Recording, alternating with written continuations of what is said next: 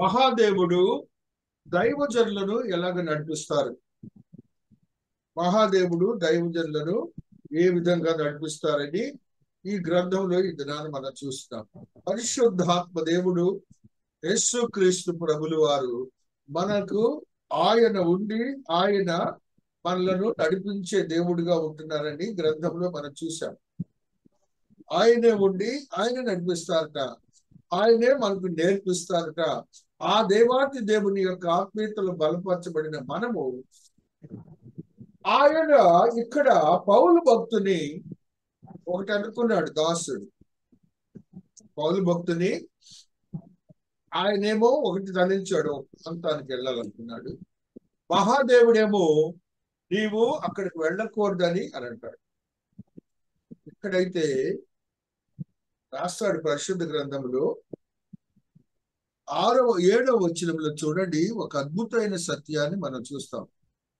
ఎక్కడా ఉండదు గ్రంథంలో ఇది. యేసు యొక్క ఆత్మ వారిని వెళ్ళనియ్యలేదు. యేసు యొక్క ఆత్మ వారిని వెళ్ళనివ్వలేదు. పరిశుద్ధాత్మ దేవుడు ఒక వంతు చేశారు, యేసుక్రీస్తు ప్రభులు వారు ఒక వంతు చేశారు. చూడండి అక్కడ 6వ వచనంలో చూడండి, ఆసియాలో వాక్యము చెప్పకూడదని పరిశుద్ధాత్మ వారిని ఆటంకపరిచినందున వారు పృగియా గలతియా ప్రదేశముల ద్వారా వెళ్ళి పర్సియా దగ్గరకు వచ్చి బితూనియాకు వెళ్ళే ప్రయత్నం చేసింది. కానీ యేసు యొక్క ఆత్మ వారిని వెళ్ళనివ్వలేదు. అంతట వారు మూసియాను దాటిపోయి త్రోయకు వచ్చిరి. ఆ రీతిగా దేవుని యొక్క సువార్తను ప్రకటించడానికి మనమందరం అనుకుంటాము మన జ్ఞానం చొప్పున జరిగిస్తున్నాం అనుకుంటాం. మనకి తెలియకుండానే, మనకు తెలిసి నీ దేవుడు నిన్ను నడిపిస్తూ ఉంటారు. మనకు తెలిసి నీ దేవుడు నిన్ను నడిపిస్తూ ఉంటారు. నీ దేవుని క్రియలు సుస్పష్టంగా కనపడుతున్నాయి. వేళ ఎవరన్నా ఏదైనా చేయట్లేదనుకుంటే మహాదేవుడు వాళ్ళని నడిపించట్లేదని, ఎవరన్నా ఒకటి చేస్తున్నారు అని అంటే అది దేవాతి దేవుని క్రియ అని మనం గ్రహించాలి. కానీ మన సొంత జ్ఞానంతో వారిని గురించి మాట్లాడకూడదు. యేసు యొక్క ఆత్మ వారిని వెళ్ళనివ్వలేదు. ఎక్కడికి వెళ్ళాలని ప్రయత్నం చేశారంటే ఏంటి? వాళ్ళ ప్రయత్నాలన్నీ, ప్రయాణానికి కావాల్సిన సిద్ధపాట్లు అన్ని జరిగాయి. కానీ దేవుడు అన్నాడు, యు ఆర్ నాట్ గోయింగ్. క్రీస్తు ప్రభులు వారు అన్నారట, నువ్వు వెళ్ళట్లేదు అని అన్నారట. ఆ రీతిగా వారి యొక్క యోగ్యకరమైన ఆశ్చర్యకరమైన మార్గమును దేవుడు తెలిస్తే వారిని ఆ యొక్క ప్రాంతం నుంచి వేరే ప్రాంతానికి పంపించారట. అక్కడ మనం చూసినప్పుడు మహాదేవుని యొక్క ఆత్మీయతలో బలపరచబడిన 11వ వచనం నుండి 15వ వచనం వరకు ఒక అద్భుతమైన ఆత్మీయ సత్యాలను మనం చూస్తాం. ప్రార్థన అనేది ఒకటి జరుగుతుంది అక్కడ. ప్రార్థన ఏం చేస్తున్నారో చూడండి. ఆ ప్రాంతంలో వారు 13వ వచనములో, విశ్రాంతి దినమున గవిని దాటి నదీ తీరమున ప్రార్థన జరుగుననుకని అక్కడ వచ్చి కూడి వచ్చిన స్త్రీలతో మాట్లాడుచుంటిమి.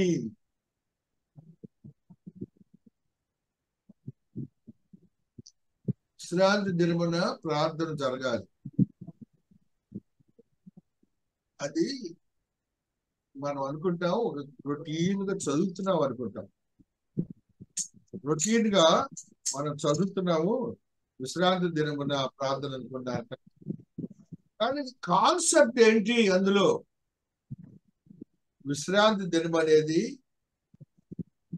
అది మ్యాండేటరీ, కంపల్సరీ, దేవునికి ప్రాథమికమైనది. విశ్రాంతి దినమున ఆరాధన జరుగుట అనేది ప్రాథమికమైనది. అప్పుడు చర్చెస్ లేవు, కడుతున్నారు. వీరికేమో నదీ తీరమున చర్చ్, అక్కడే ఆరాధన, అక్కడే ప్రార్థన జరుగుతుంది, అక్కడే దేవుని మహిమపరిచే పాటలు పాడతారు, అక్కడే దేవుని వాక్యం జరుగుతుంది. అక్కడ ఇవాళ వాక్యంలో మనం చూసినప్పుడు స్త్రీలని మనం ఎక్కువగా చూస్తాం. అక్కడ రాస్తున్నాడు పరిశుద్ధాత్మ దేవుడు, కూడి వచ్చిన అక్కడకి వచ్చి కూర్చుండి మా ప్రార్థన జరుగుననుకొని అక్కడికి వచ్చి కూర్చుండి కూడి వచ్చిన స్త్రీలతో మాట్లాడుచుంటిమి. ఎవరు వచ్చారండి? పురుషులు వచ్చారా ప్రార్థనకి, ఆరాధనకి? స్త్రీలేనా వచ్చింది ప్రార్థనకి? మీరందరూ గమనించాలి, క్రొత్త నిబంధన గ్రంథంలో స్త్రీలలో ఉన్న భక్తిని యేసుక్రీస్తు ప్రభులు వారు ఎలివేట్ చేశాడు. యేసుక్రీస్తు ప్రభులు వారు స్త్రీలలో ఉన్న భక్తిని ఎలివేట్ చేశారు. పాత నిబంధనలోనేమో త్రొక్కి పెట్టారు, క్రొత్త నిబంధనలోనేమో వారి ఉన్న భక్తిని దేవునికి అత్యంతమైన చొరవను చూపించి దేవునికి అత్యంత సమీపస్తులను చేశాడు యేసుక్రీస్తు ప్రభులు వారు. యేసుక్రీస్తు ప్రభులు వారు చేసిన క్రియ అది. చూడండి, అక్కడ కూడి వచ్చిన స్త్రీలతో మాట్లాడుచుండగా లూదియా దైవ భక్తి గల ఒక స్త్రీ వెళ్చుండెను. లూదియా అనే ఒక స్త్రీ దేవుని యొక్క వాక్యాన్ని వింటుందిట. దైవ భక్తి గల స్త్రీ వాళ్ళ మాటలన్నీ వింటుందట. దాసుడు మాట్లాడుతున్నాడు, వాళ్ళు వింటున్నారు. అంటే ఇప్పుడు వాళ్ళు ముచ్చట్లు చెప్పుకుంటున్నారనే దేవుని వాక్యమే మాట్లాడుకుంటున్నారు. దేవుని యొక్క ఆత్మీయతలోనే బలపరచబడ్డారు. దేవునితోనే ఒక నిబంధనతో కూడిన మాటలను, దేవుని మాటలని మాట్లాడుతున్నారు. అందులో మనం చూసినప్పుడు యేసుక్రీస్తు ప్రభువుల వారి యొక్క భక్తిని గురించి వాళ్ళు ఎక్కువగా మాట్లాడుతున్నారు. యేసుక్రీస్తు ప్రభువుల వారి యొక్క భక్తిని గురించి మాట్లాడుతున్నారు. ప్రభువునందు విశ్వాసాన్ని గురించి మాట్లాడుతున్నారు. అక్కడ జరుగుతున్నది ఏంటి? ప్రార్థన అనే ఒక అంశాన్ని ఆత్మదేవుడు మనకు తెలియజేస్తూ ఉన్నాడు. ప్రార్థన అనేది పరిశుద్ధ గ్రంథంలో ఎట్లా స్టార్ట్ అయింది అని మనం చూసినప్పుడు ఆది కాండములో 4వ అధ్యాయము 26వ వచనములో ఒక సత్యాన్ని చదువుకుందాం. ఆది కాండము 4వ అధ్యాయము 26వ వచనములో ఈ సత్యము లిఖించబడి ఉన్నది. మరియు షేతునకు కూడా కుమారుడు పుట్టెను, అతనికి ఎలోష్ అని పేరును పెట్టెను. అప్పుడు యెహోవా నామమున ప్రార్థన చేయుట ఆరంభమైనది. ఫస్ట్ ప్రార్థన అంటండి షేతు యొక్క కుమారుల ద్వారా ఆ యొక్క ప్రార్థన అనేది మొట్టమొదటిగా దేవుని ప్రార్థించడం అనేది స్టార్ట్ అయింది. దేవుని కీర్తించడం అనేది స్టార్ట్ అయింది. ప్రార్థించి దేవుని మహింపరచడం అనేది స్టార్ట్ అయింది. లోకమంతటా ప్రార్థన అవసరమై ఉంటున్నది. లోకమంతటా రెండవది, లోకమంతటా ప్రార్థన అవసరమై ఉంటున్నది. కీర్తనకారుడు ఒక మాటని తెలియజేస్తున్నాడు. 65వ అధ్యాయము 2వ వచనాన్ని మనం చదువుకున్నప్పుడు కీర్తనకారుడు ఈ మాటలను మనకు తెలియజేస్తూ ఉన్నారు. 65 కీడు చేయువారి 65 ప్రార్థన ఆలకించువాడా సర్వ శరీరుల యొద్దకు వచ్చెను. నా మీద మోపబడిన దోషములు భరింపజాలనివి. మా అతిక్రమల నిమిత్తము నీవే ప్రాయశ్చిత్తము చేయుదు. నీ ఆవరణములలో నివసించినట్లు నీవు ఏర్పరచుకొని చేర్చుకొని వాడు ధన్యుడు. నీ పరిశుద్ధాలయము చేత, నీ మందిరములోని మేలు చేత మేము తృప్తి పొందెదము. ప్రార్థన అన్నాడండి, పరిశుద్ధ ఆలయం గురించి మాట్లాడుతున్నాడు, విశ్రాంతి దినమును గురించి మాట్లాడుతున్నాడు, దేవుని యొక్క మనస్సును గురించి కూడా మాట్లాడుతున్నాడు. ప్రార్థన ఆలకించువాడా. నెక్స్ట్ ఏమన్నాడు రా తల్లి? సర్వ శరీరులు నీ వద్దకు వచ్చెదరు, వారి మీద మోపబడిన దోషములు భరింపజాలనివి, మా అతిక్రమల నిమిత్తం నీవే ప్రాయశ్చిత్తము చేయుదువు. మాకున్నటువంటి సమస్యల్ని విడుదల చేసే దేవుడు ఆయన ఒక్కడే అని మనం ప్రార్థనలు చేస్తాం. అక్కడండి ఇవన్నీ కూడాను దేని వల్ల మనకు వస్తాయి? నీ దేవుడికి మన మీద ఆధిపత్యం ఉన్నది. నీ దేవునికి నీ ప్రార్థనలో ఒక యోగ్యకరమైన స్థితిని నీకు అనుగ్రహించడానికి సిద్ధముగా ఉన్నాడు. కాబట్టి నీ యొక్క ఆత్మీయతను నువ్వు ఎలాగ బలపరుచుకుంటున్నావు? నీ ఆత్మీయ స్థితిని నువ్వు ఎలాగ బలపరుచుకుంటున్నావు? అదే దేవుడు ఈ దినాన్ని మనందరితో మాట్లాడుతాడు. ప్రార్థన అనేది ప్రతి ఒక్క సర్వ శరీరులు దేవుని యొక్క మందిరములో కానీ, దేవుని సన్నిధిలో కానీ, దేవునితో కానీ సంధి చేసి ప్రార్థన చేసి మేళ్లను పొందవచ్చును. మనకేంటంటే ప్రార్థన అనేది ఒక లాస్ట్ రిసార్ట్ లో అది అయిపోయిన తర్వాత వెళ్దామని కాసుకొని ఉంటాం మనం. కాదండి, అలా ఉండకండి. ఎప్పుడు కూడా ప్రార్థన అనేది దేవుడు నీకు ఆశీర్వాదాలు ఇచ్చేది. కొద్దిసేపు ఉంటే నీకు ఇచ్చే ఆశీర్వాదాలు అప్పుడే ఉంటాయి. ప్రార్థన అయ్యాక నువ్వు కొద్దిసేపు దేవుడిని ప్రార్థిస్తూ ఆయనకు దండం పెట్టి, అయ్యా ఈ ప్రార్థనలో మమ్మల్ని ఆశీర్వదించని నువ్వు కొద్దిసేపు నీ హృదయాన్ని, మనస్సుని ఆయనతో అర్పిస్తే శరీరాన్ని, దేవుడు తప్పకుండా నేను ఆశీర్వదిస్తాడు. మందిరములో ఆశీర్వాదాలు వేరు, నీ వ్యక్తిగత ప్రార్థనలో ఆశీర్వాదాలు వేరు. ఇవన్నీ నువ్వు గుర్తించాలని ఆత్మదేవుడు నాతో నీతో మాట్లాడుతూ వస్తున్నాడు. మహాదేవుని యొక్క మహాకృపను బట్టి వారి యొక్క సత్యాన్ని మనం మాట్లాడుకొస్తున్నాం. ఆత్మదేవుని యొక్క ఆత్మీయతలో బలపరచబడినటువంటి మనము 68వ అధ్యాయము 26వ వచనాన్ని కూడా చదువుకుందాం. 68 కీర్తనలో 26వ వచనాన్ని చదువుకుంటూ వస్తున్నాం. సమాజములలో దేవుని స్తుతించుడి, ఇశ్రాయేలులో నుండి ఉద్భవించిన వారులారా ప్రభువుని స్తుతించుడి. కనిష్ఠుడకు బెన్యామీను అను వారి ఏలిక అచ్చటనున్నాడు, యూదాధిపతుల పరివారము అచ్చటమున్నది, జబూలూను అధిపతులను, నప్తాలి అధిపతులను ఉన్నారు. దేవుడు నీ దేవుడు నీకు బలము కలుగా నియమించి ఉన్నాడు. దేవా, నీవు మా కొరకు చేసిన దానిని బలపరచుము. యెరూషలేమున నీ ఆలయమును బట్టి రాజులు నీ యొద్దకు కానుకలు తెచ్చెదరు. ఎందుకండి ఇవన్నీ గ్రంథంలో రాయాలి? ఎందుకండి ఇవన్నీ గ్రంథంలో రాయాలి? దేవునికి కానుకలను గురించి ఎందుకు రాయాలి? దేవునికి మనం మొక్కుకుంటే ఆ ప్రార్థనలకు సమాధానం గురించి ఎందుకు రాయాలి? విశ్రాంతి దినమున ఆయన చేసే కనికిరాన్ని గురించి రాయాలి?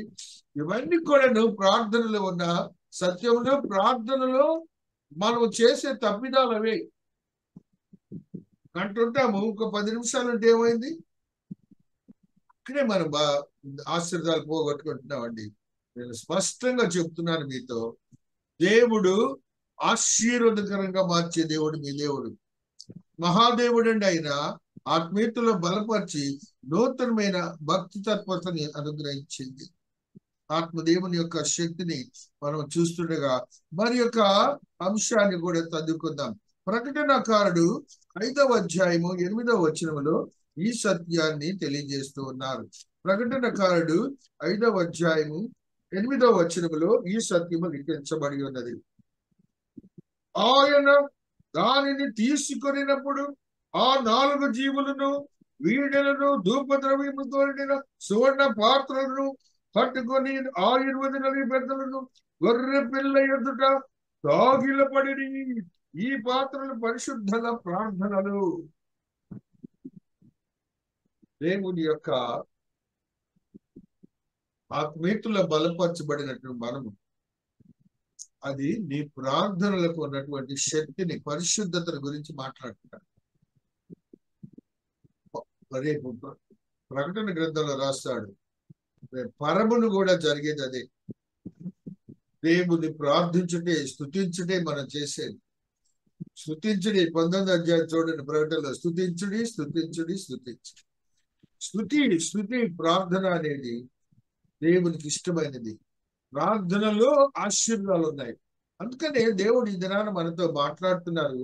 వారట విశ్రాంతి దినమున ప్రార్థన చేయించుండగా అనుకొని వారు వచ్చి వాక్యాన్ని బోధించుకుంటున్నారు. దాసుడు సమయాన్ని వృధా చేయట్లేదు.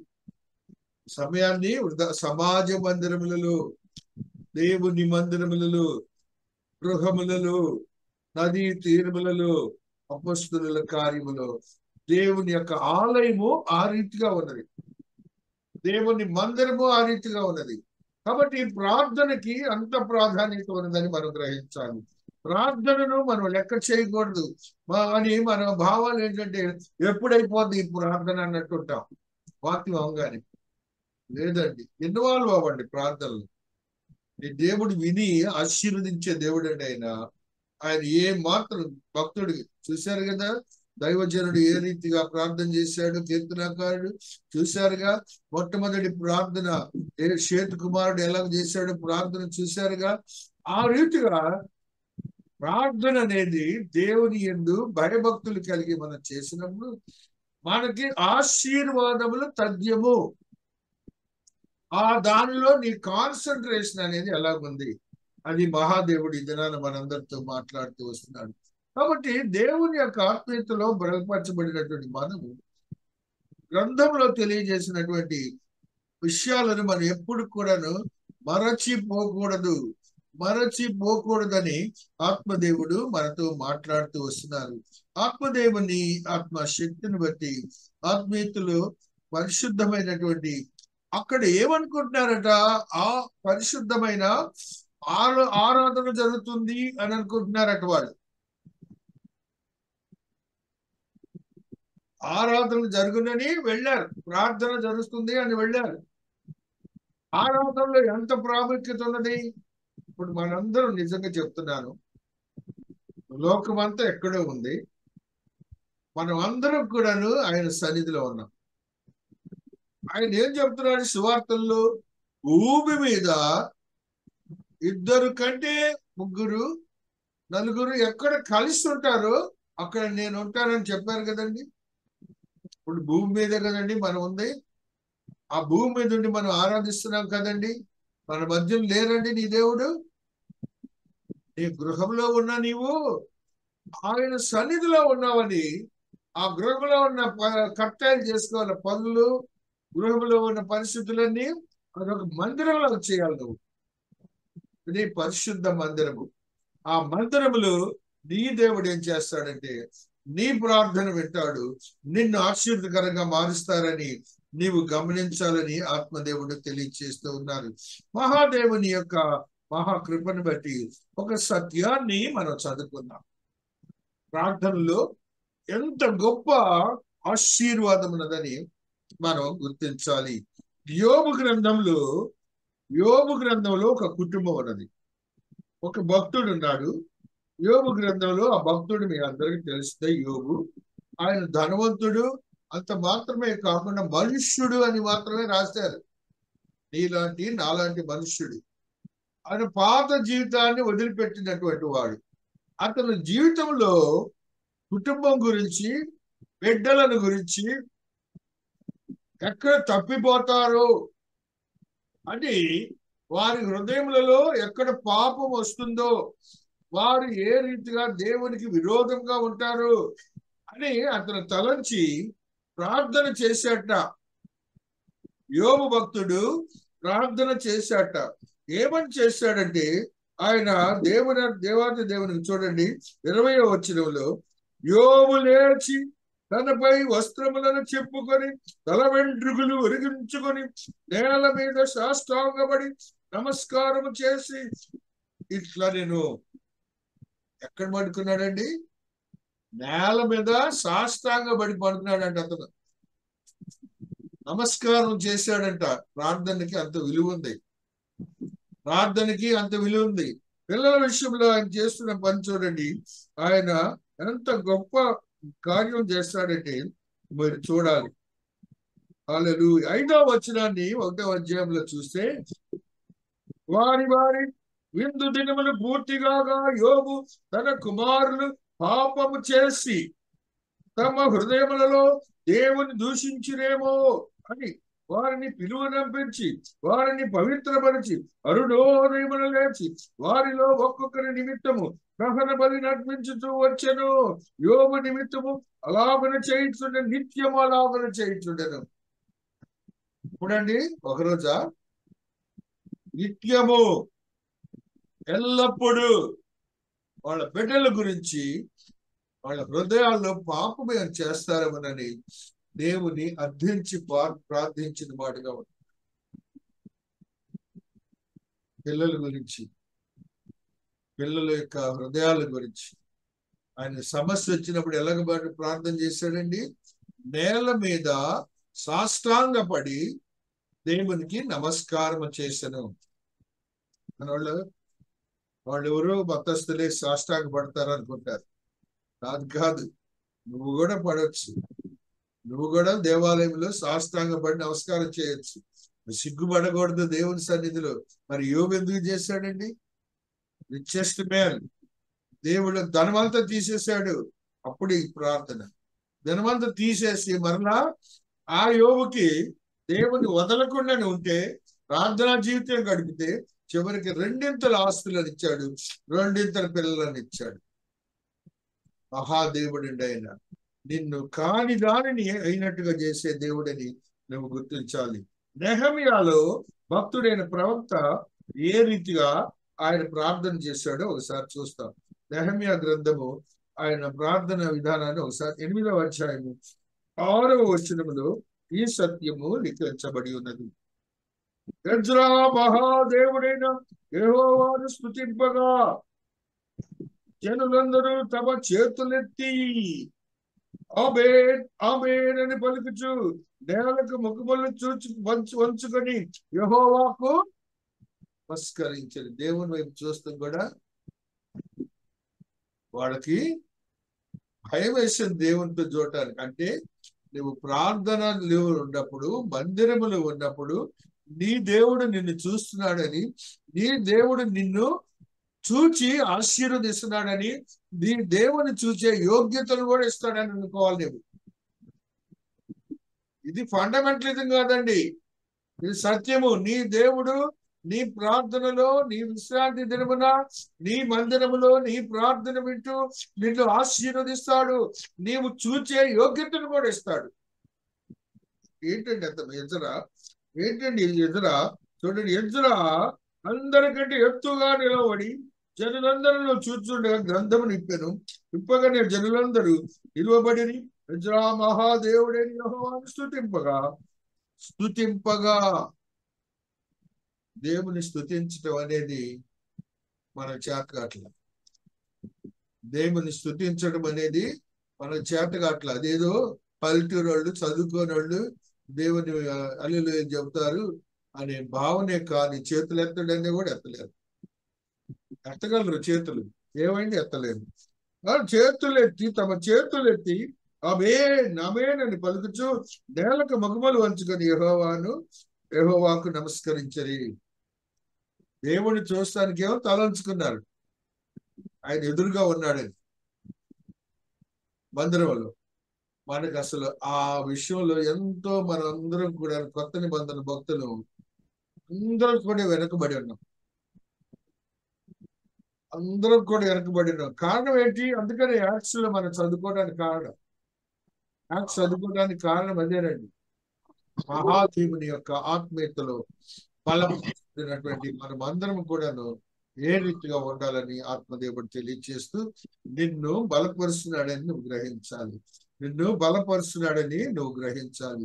ఆత్మదేవుని యొక్క ఆత్మీయతలో సిద్ధపరచబడిన నీవు మరి యొక్క సత్యాన్ని చదువుకుంటావు. మనందరికి తెలిసిన ఒక స్త్రీ గురించి మాట్లాడుకుందాం. 1 సమూయేలు గ్రంథములో 28వ వచనములో ఆత్మదేవుడు ఈ మాటని మాట్లాడుతూ వస్తున్నాడు. 1 సమూయేలు గ్రంథము 1వ అధ్యాయము 28వ వచనములో ఆత్మదేవుడు ఈ సత్యాన్ని మనకు ఈ గ్రంథంలో ఈ స్త్రీ ద్వారా మనకు తెలియజేస్తాడు. చూడండి, 1:28లో ఉన్న ఈ సత్యాన్ని మనం చూస్తాం. కాబట్టి నేను ఆ బిడ్డను యెహోవాకు ప్రతిష్ఠించున్నాను, తాను బ్రతికిన దినములన్నిటిలో వాడు యెహోవాను ప్రతిష్ఠించని చెప్పింది. అప్పుడు వాడు యెహోవాకు అక్కడనే మ్రొక్కెను. చిన్న బిడ్డను కూడా తయారు చేసిందండి.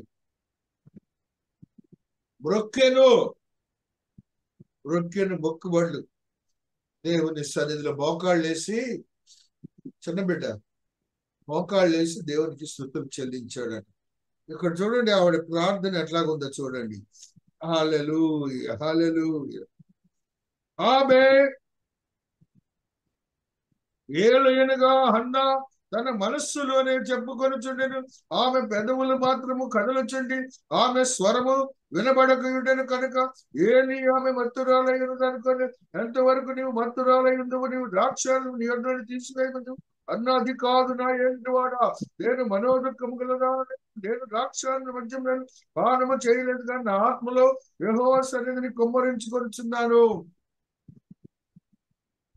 నీవు యెహోవా సన్నిధిలో ఉన్నావని నీ ఆత్మతో కుమ్మరించే స్థితి మందిరములో ఉండాలి. కనీసం ఒకళ్ళన్నా, ఇద్దరన్నా, ముగ్గురన్నా కనపడతారా? ఎవరికి వారు సమయం అయిపోద్ది వెళ్ళాలి. లేదండి, ఉన్న ఆశీర్వాదాలు పోగొట్టుకోకండి. అది నా బాధ. అది ఉన్న ఆశీర్వాదాలు, దేవుడిచ్చే ఆశీర్వాదాలు పోగొట్టుకోకండి. 2 సమూయేలులో కూడా ఒక స్థితిని చదువుకుందాం. 12వ అధ్యాయం 20వ వచనంలో 2 సమూయేలులో ఆత్మదేవుడు ఈ మాటని మనకు తెలియజేస్తూ ఉన్నారు. 20వ వచనం. అప్పుడు దావీదు నేల నుండి లేచి స్నానము చేసి తైలము పూసుకొని వేరు వస్త్రములు ధరించి యెహోవా మందిరములో ప్రవేశించి మ్రొక్కి తన ఇంటికి తిరిగి వచ్చి భోజనము తెమ్మనగా వారు వడ్డించిరి. అప్పుడు అతడు భోజనము చేశాను. ఉపవాసుడు ప్రార్థన చేశాడు కుమారుని కోసమని. మ్రొక్కి ప్రార్థన చేశాడు మందిరంలో.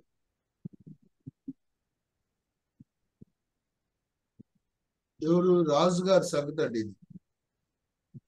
రాజుగారి ప్రార్థన గురించి మనకి ఏమైందండి? మన ప్రార్థన అంటే 6th ఫింగర్ అయిపోయింది. 6వ ఏలుకి పని ఉండదు, పని చేయలేదు. అది ఆకారం ఒకటే. అలాగైపోయిందండి. ఏదో వాక్యం విని వెళ్ళటం వరకే అనుకుంటున్నాం మనం. లేదండి బాబు, లేదండి బాబు.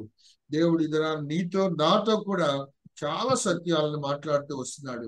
మహాదేవుని యొక్క ఆత్మీయతలో బలపరచబడినటువంటి మనము ఒక సత్యాన్ని చదువుతాం. ఆది కాండంలో ఒక భక్తుని గురించి చదువుకుందాం. 22వ అధ్యాయం 5వ వచనంలో ఆది కాండంలో ఈ మాటని మనం చదువుకుంటూ వస్తున్నాం. హల్లెలూయా. తన పనివారితో వీరు గాడితో ఇక్కడనే ఉండుడి, నేను ఆ చిన్నవాడిని అక్కడికి వెళ్ళి దేవునికి మ్రొక్కి మరలా మీ యొద్దకు వచ్చిందని చెప్పాను. అబ్రహాం భక్తుడు దేవునికి మ్రొక్కటం అంటే హృదయము, ఆత్మ, మనస్సు దేవునికి అర్పించే శరీరం. అక్కడికి కొండెక్కాడు. కొండెక్కి కొడుకు ఆయన గాడిని తీసుకొని వెళ్ళి ఆ కొండ మీద వెళ్ళి ప్రార్థన చేశాడు మ్రొక్కి. మనకి అన్ని సమయం గుండా కూడా జరగదు. ఎందుకు మనకి అని మాటకని మనం సారి చెప్తున్నాను. మనలో ఉన్న బలహీనతను క్రొత్త నిబంధన భక్తులకి అందరికీ, ఈ చర్చ అని కదా, ఆ చర్చ అని కదా, ఇంకో చర్చ అని కాదండి, అందరికీ ఉన్న బలహీనత అదే. ప్రార్థనకి ప్రాధాన్యత లేదు. ప్రార్థనలో శక్తి ఉన్నదని తెలియట్లేదు. ప్రార్థనలో నీవు ఆశీర్వదింపబడుతున్నావని తెలియట్లేదు. ఊరికినే ఆ ప్రసంగం ప్రార్థన ఆమేనంటే చాలు, ఒక్క నిమిషం ఉంటాం. కొద్దిసేపు ఏం చేయాలి? నువ్వు దండం పెట్టి కళ్ళు మూసుకొని ఆయన వైపు చూడాలి. చూసినప్పుడు నీ ఆశీర్వాదాలు ఏంటో నువ్వు తెలుస్తుంది, కానీ నాకేం జరగట్లేదు అనుకుంటే ఎలాగ? లేదండి, లేదండి, మనలో మార్పులు రావాలి చాలా. దేవాతి దేవుడు న్యాయాధిపతుల గ్రంథంలో ఒక మాటని మనకు తెలియజేస్తున్నాడు. న్యాయాధిపతులు 7:15లో ఒక సత్యాన్ని చదువుకుందాం. 7వ అధ్యాయము 15వ వచనంలో ఆత్మదేవుడు ఈ సత్యాన్ని మనకు తెలియజేస్తున్నాడు. న్యాయాధిపతులు 7:15 ఆత్మదేవుడు ఈ సత్యాన్ని తెలియజేస్తూ ఉన్నారు. 7వ అధ్యాయము 15వ వచనాన్ని మనం చదువుకుంటూ వస్తున్నాం. హల్లెలూయా. గిద్యోను ఆ కల వివరమును దాని తాత్పర్యమును వినినప్పుడు అతడు యెహోవాకు నమస్కారం చేసి ఇశ్రాయేలు దండులోనికి తిరిగి వెళ్ళి, రండి, యెహోవా మిద్యాను దగ్గర ఈ చేతికి అప్పగించుతున్నాడని చెప్పి యెహోవాకు నమస్కారం చేసి దేవునికి దండం పెట్టడం అనేది ఇన్సల్ట్ ఫీల్ అవుతున్నారు. ఎప్పుడైనా 100 సార్లు పెట్టు, తప్పు లేదు. ప్రార్థన అంటే ప్రార్థనకు ఉన్న శక్తి ఏదని చెప్తున్నాడు దేవుడు ఇవాళ. మనందరితో దేవుడు మాట్లాడుతున్నాడండి. నిర్గమాకాండము 34:8లో కూడా ఒక సత్యాన్ని చదువుదాం. నిర్గమ 34:8లో ఉన్న ఈ సత్యాన్ని మనం వెళ్ళవేస్తున్నాం. హల్లెలూయా, హల్లెలూయా, స్తోత్రములు, స్తోత్రములు. ప్రభువా, ప్రభువా, నా మీద నీకు కటాక్షము కలిగిన నెల నా మనవి ఆలకించుము. దయచేసి నా ప్రభు మీ మధ్యన ఉండి మాతో కూడా రావలడు. మీరు లోబడిన ప్రజలు మా దోషమును పాపమును క్షమించి మమ్మల్ని నీ స్వాస్థ్యంగా చేసుకుని మనను. ముందు ఏం చేశాడు చూడండి. అందుకు మోషే త్వరపడి నేల వరకు తల వంచుకొని నమస్కారం చేసి, అంటే వంగి నమస్కారం చేశాడే కదండి. ఎంతండి వయసు అప్పుడు ఆయనకి? 90 ఏళ్ళు. కాబట్టి నీ దేవుడి క్రియలకి మన శరీరంలో రుగ్మతులు కూడా ఆగిపోతాయి.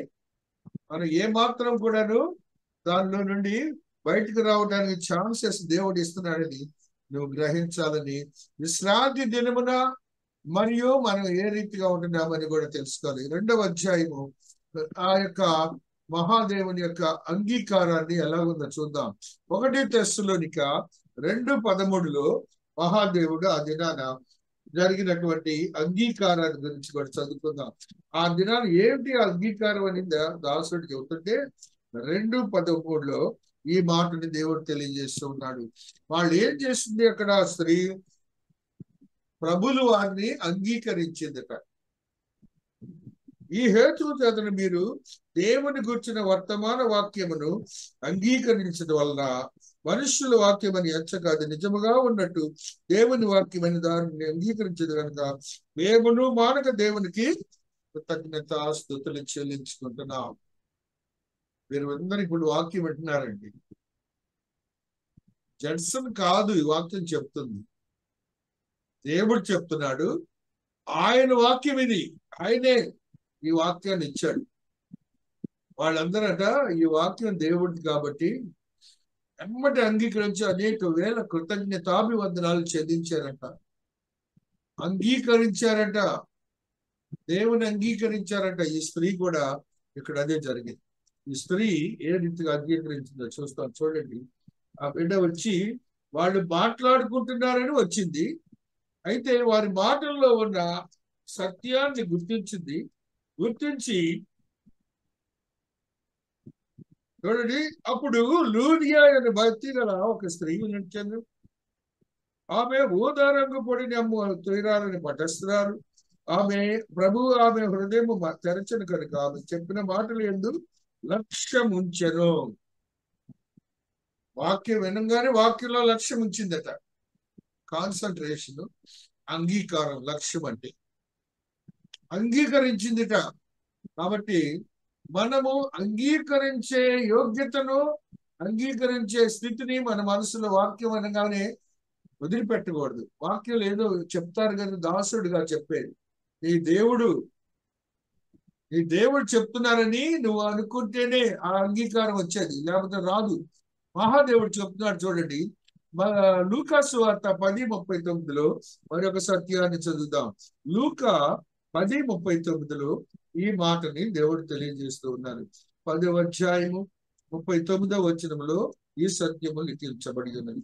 లూకా 10:39. ఆమెకు మరియు ఆమె సహోదరుండిను ఆమె యేసు పాదముల ఎదుట కూర్చుండి ఆయన బోధ వినుచుండెను. యేసు పాదముల యొద్ద నుండి ఏదైతే యేసయ్య చెప్తున్నాడో ఆ బోధంతా కూడాను మరియమ్మ వింటుందిట, విని అంగీకరిస్తుందిట. ఆ మాటని మనం గ్రహించాలి, కానీ మన సొంత బావితో ధోరణితో ఉండకూడదు. చూడండి, అపొస్తలుల కార్యములు 2వ అధ్యాయము 41వ వచనంలో మనందరికీ ఒకసారి ధ్యానించున్నాం. మనము స్టార్ట్ చేసినప్పుడు ఇక్కడ ఒక మాటను గుర్తు చేసుకుందాం. Let us reiterate. 2వ అధ్యాయం 41వ వచనంలో ఈ సత్యము లిఖించబడి ఉన్నది. కాబట్టి అతని వాక్యం అంగీకరించిన వారు, పేతురు భక్తుడు వాక్యాన్ని అంగీకరించిన వారంట బాప్తిస్మం పొందిరి. ఆ దినమందు ఇంచుమించు 3,000 మంది చేర్చబడిరి, రక్షించబడ్డారట. కాబట్టి వాక్యం వింటే, దానిలో సత్యము నువ్వు గ్రహిస్తే, దేవుడు మాట్లాడేది నువ్వు అనుకుంటే నీకు ఆశీర్వాదాలు ఎమ్మటే నీలో ఒక మార్పు వస్తుంది. ఈ స్త్రీ అంతే జరిగింది. ఆయన మాట్లాడుతున్నాడు, దైవభక్తి గల స్త్రీ. ఆయన మాటలు యందు లక్ష్యం ఉంచిందిట, అంగీకరించిందిట.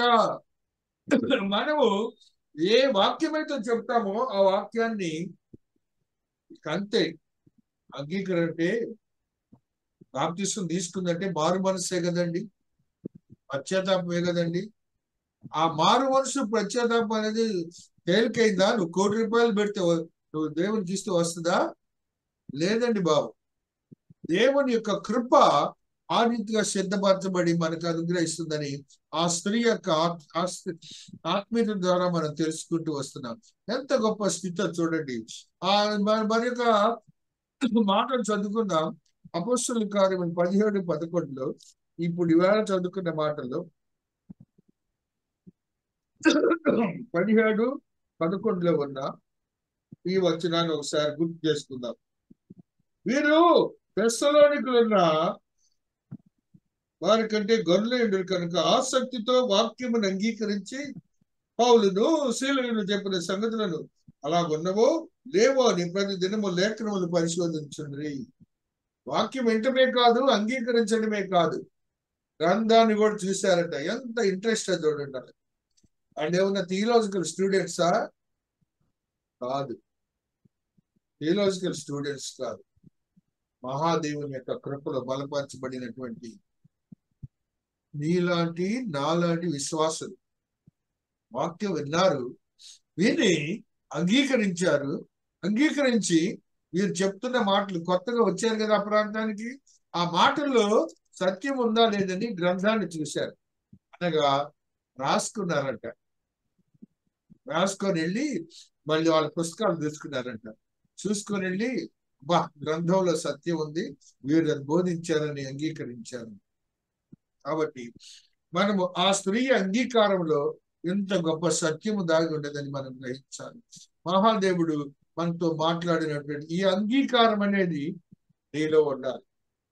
ఇప్పుడు నేను మాట్లాడుతున్నాను వాక్యము, ఇందులో మాట్లాడుతున్న వాక్యంలో పరిశుద్ధాత్మ దేవుడేమో వారిని వెళ్ళనివ్వలేదు, ఆటంకపరిచాడు.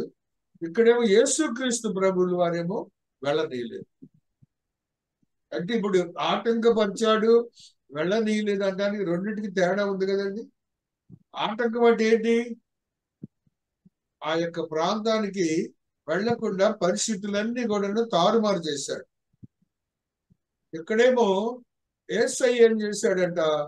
వెళ్ళనీయలేదు, చెయ్యడం పెట్టి వెళ్ళొద్దంటారే చేశాడు. కాబట్టి వాళ్ళిద్దరూ ఆత్మతోనే కదా చేసింది. కాబట్టి నీకు కూడా అలానే జరుగుతుంది, నీ క్రియలు కూడా అలానే ఉంటాయి, నీ ఆశీర్వాదాలు కూడా అలానే ఉంటాయి.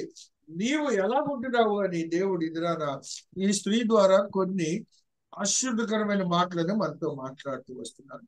మహాదేవుని యొక్క ఆత్మీయతలో బలపరచబడినట్టు మనము ఈ స్త్రీలో మనం ఏం చూసాము, విశ్రాంతి దినమునగా ఆ బిడ్డ ఏ రీతిగా ఉంది, ప్రార్థన అనేది ఆ బిడ్డలో ఏ రీతిగా ఉంది, అంగీకారం అనేది ఏ రీతిగా ఉన్నది, ఆ రీతిగా ఆ బిడ్డలో ఉన్నటువంటి ఆత్మీయతల గురించి మనం ధ్యానించుకుంటూ వచ్చాం. మహాదేవుని యొక్క ఆశీర్వదకరమైన స్థితిని మనం కలిగి ఉన్నప్పుడు మరి యొక్క సత్యాన్ని గ్రంథంలో మనం చూస్తూ వస్తున్నాం. ప్రకటనకారుడు ఒక మాటను తెలియజేస్తున్నాడు. అక్కడ జరిగినటువంటి సంఘటనలో ప్రకటనకారుడు 4వ అధ్యాయం 10వ వచనంలో ఈ సత్యాన్ని మనకు తెలియజేస్తూ ఉన్నారు. 4:10 ఈ రీతిగా ఉన్నది. ఆ 24 పెద్దలు సింహాసనం ఆసనుడై ఉండే వారి ఎదుటి సాగిలపడి యుగ యుగములు జీవించున్న వారికి నమస్కారం చేయొచ్చు. ప్రభువా, మా దేవా, నీవు సమస్తమును సృష్టించింది నీ సృష్టమును బట్టి అవి ఉండెను, దానిని బట్టియే సృష్టింపబడిన కనుక నీవే మహిమ ఘనత ప్రభావాలు పొంద అర్హుడు అని చెప్పొచ్చు. తమ కిరీటములను ఆ సింహాసనం ఎదుట వేసిరి. అక్కడ ఏం జరుగుతుందండి?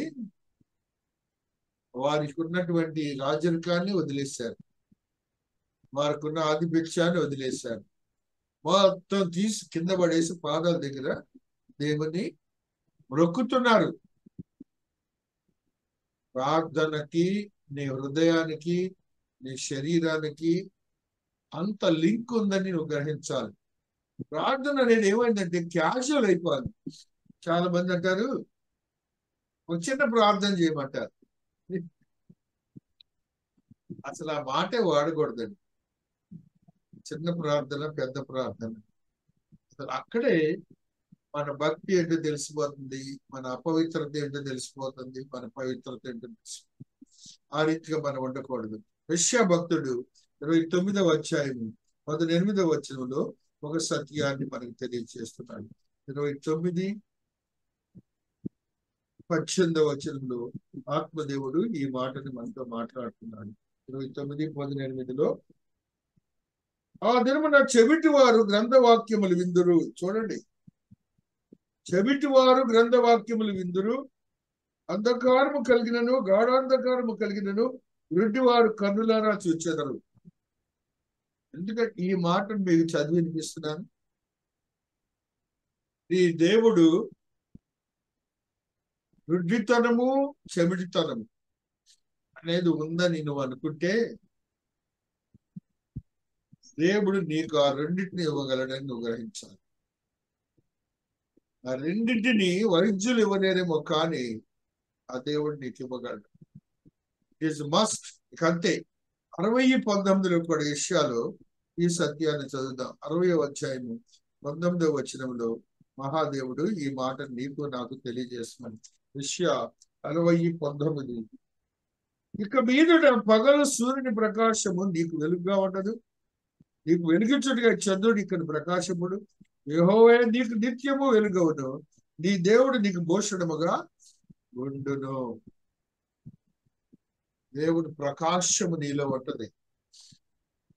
నీ జీవితంలోనే ఒక మార్పు ఉంటుంది. నీ ముఖంలోనే తేజస్సు మారిపోతుంది. నీ యొక్క ఆత్మీయతలో నువ్వు బలపరచబడిన బిడ్డగా ఉంటావని దేవుడు మాట్లాడు. మహాదేవుని యొక్క ఆత్మీయతలో బలపరచబడినట్టు మనం అందరం కూడా జాగ్రత్తగా వినాలి. ఇవన్నీ కూడా ఎఫెసీయులకు రాసిన పత్రిక 1వ అధ్యాయము 18వ వచనంలో ఈ సత్యాన్ని చదువుకుంటూ వస్తున్నాం. ఎఫెసీ 1:18లో మహాదేవుడు ఈ సత్యాన్ని మనకు తెలియజేస్తూ ఉన్నారు. 1వ అధ్యాయము 18వ వచనము చూడండి. నేను నా ప్రార్థనల యందు మిమ్మల్ని గూర్చి విజ్ఞాపనము చేయించున్నాను. అంత గొప్ప ధైర్యము మన ప్రార్థనలకి ఎంత బలం ఉందో. దేవుడట ఆయన ఎటువంటి చూడండి, అక్కడ పైన ఒక మాట ఉంటది. మహాదేవుడు ఏ రీతిగా మాట్లాడుతున్నాడు. మన ప్రభువైన యేసుక్రీస్తు యొక్క దేవుడైన మహిమా స్వరూపి యొక్క తండ్రి తన్ను తెలుసుకున్నట్టు ఎందు మీకు చాలా జాగ్రత్త వినాలి. తను తెలుసుకున్నట్టు ఎందు మీకు జ్ఞానమును నక్షత్రయుని గల మనస్సు అనుగ్రహించినట్లు నేను ప్రార్థనలు ఎందు మిమ్మల్ని గూర్చి మీకు జ్ఞాపన చేయించున్నాను. ఏమేమి కావాలండి మనకి? ఏం కావాలి అది కూడా ఇస్తాడంటే దేవుడు. జ్ఞానమును దక్షతయు గల మనస్సు. ఈ రెండు లేకుండానే విశ్వాస జీవితం గడుస్తుంది. ఈ రెండు లేకుండానే విశ్వాసి భంగపరచబడుతున్నాడు. ఇప్పుడు ఆ స్త్రీ ఏ రీతిగా దేవునికి ఇష్టురాలుగా ఉంది. ఇక్కడ ఎట్లాగుందండి? ఆమె వారి మాటలను అంగీకరించను. ఎంత లక్ష్య పెట్టను. ప్రభువు హృదయం తెరచను గనుక పౌలు చెప్పిన మాటలు ఇంత లక్ష్యం ఉంచను. ఆమెయు ఆ ఇంటి వారిని బాప్తిసం పొందినప్పుడు ఆమె, నేను ప్రభునందు విశ్వాసం కలదానని మీరు ఎంచితే ఆ ఇంటికి వచ్చి ఉండడని వేడుకొని మమ్మల్ని బలవంతం చేసింది. ఆవిడ అంటుంది చూడండి, ఒక సాక్ష్యం, నాలో దేవుని యందు విశ్వాసం ఉందని మీరు తలస్తాయి, మా ఇంటికి రండి, మా ఇంటికి వచ్చి కొద్దిసేపు ఉండి వెళ్ళండి అని వేడుకొందంట. మహాదేవుని యొక్క కృపలో గృహానికి వాళ్ళు ఇన్వైట్ చేయటం అనేది కాపర్ని లేదు, అడ్డం అవుతున్నాడు. ఎందుకని అవంత వేడుకోవాలి? దైవజనులో ఉన్న శక్తిని ఆ బిడ్డ గ్రహించిందని అర్థం. దైవజనుల యొక్క ఆత్మీయత ఆ బిడ్డ గ్రహించిందని అర్థం. 1 పేతురు 2:9 కూడా ఒక సత్యాన్ని చదువుతాం. 1 పేతురు 2వ అధ్యాయము 9వ వచనాన్ని చదువుకుంటూ వస్తున్నాం. అయితే మీరు చీకటిలో నుండి ఆశ్చర్యకమైన తన వెలుగులోనికి మిమ్మల్ని పిలిచిన వారి గుణాతిశయములను పరిచయం చేయ నిమిత్తము ఏర్చబడిన వంశమును, రాజకులైన యాజక సమూహమును, పరిశుద్ధ జన్మను, దేవుని సొత్తైన ప్రజలునై ఉన్నారు. అది మనం ఎవరివి? దేవుని సొత్తైన ప్రజలము, దేవునికి యాజకులము. కాబట్టి విశ్వాసులు కాదు, మీరు ప్రక్కన పడేది. కాబట్టి మన ఆత్మీయత బలపరుచుకొని దేవునికి ఇష్టలుగా ఉందాం. మహాదేవుడు మనతో ఈ దినమని మాట్లాడినటువంటి ప్రకాశాన్ని గురించి గుర్తుపెట్టుకొని మనగా బలపరచబడిన వారిగా ఉందాం. ఆ యొక్క భక్తులతో పరిశుద్ధాత్మ దేవుడు యేసు ఆత్మ ఏ రీతిగా మాట్లాడిందో నీకును ఇంట్లో ఉన్న సమస్యను అడ్డుపరుస్తాడు. ఆ అడ్డుపరిచినప్పుడు నువ్వు గుర్తించాలి. నీ సొంత భావంతోనే అటుంటే దేవుని మాట నువ్వు ఎక్కడ విన్నట్టు? నిన్నేం వదిలిపెట్టలేనా? అయితే నువ్వు అనుకుంటున్నావు నేను నా జ్ఞానం చొప్పున నడిపించుకున్నా నా జీవితాన్ని అనుకుంటున్నావు. అలా వద్దండి. ఈ దినమున అంగీకరించే స్థితి ఆ స్త్రీ, మనతో ఊదా రంగు పోటీని అమ్మే స్త్రీ లూదియాను ఏ విధంగా దైవభక్తి కలదో, ఏ రీతిగా కుటుంబం అంతా రక్షించబడిందో. మనం కుటుంబాల మీద కాన్సన్ట్రేషన్ లేదు, పిల్లల మీద అస్సలు లేదు. మనం ఎట్లా తయారయ్యామంటే మన వ్యక్తిగత రక్షణ మనం ఒక్కడే పరలోకానికి వెళ్ళాలి. అంతేగా మన వాళ్ళ మీద కాన్సన్ట్రేషన్ లేనప్పుడు గోజాడుదాం ఏమంటారు? మనల్ని తిడతారా, కొడతారా? ఒక రోజుకి వాళ్ళు దేవుని సన్నిధిలో అడుగు పెడతారు, దేవునితో ఉంటారు. ఆ రీతిగా యోబు ఎలాగ చేస్తాడో మనకు తెలుసు, ఈ స్త్రీ ఎలాగ చేస్తుందో మనకు తెలుసు, స్త్రీలందరూ ప్రార్థనకి ఎలాగ వచ్చారో తెలుసు, వీళ్ళందరూ వాక్యం ఎలాగ వింటున్నారో మనం చూసాం, అంగీకరించారో మనం చూస్తున్నాం. పరిశుద్ధాత్మ దేవుడు ఏ రీతిగా శ్వాసుల్ని అడ్డుపడతాడు చెడు జరగకుండా, అది మనం గ్రహించలేకపోతాం. దేవుడు ఈ పరిశుద్ధ వాక్యం దీవించి ఆశీర్వదించును గాక.